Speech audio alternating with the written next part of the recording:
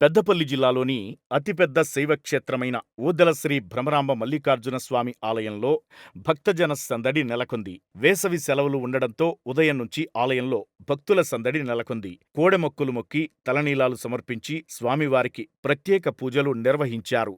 భక్తులు స్వామివారిని దర్శించుకుని పట్నాలు వేసి బోనాలు నైవేద్యంగా వండి స్వామివారికి సమర్పించారు.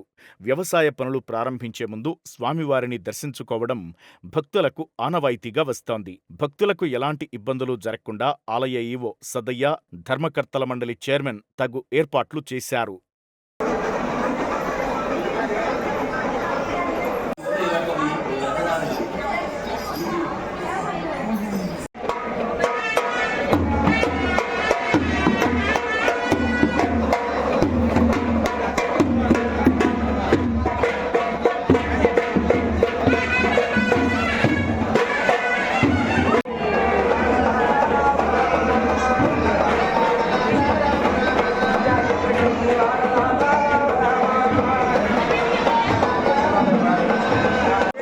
మల్లయ్య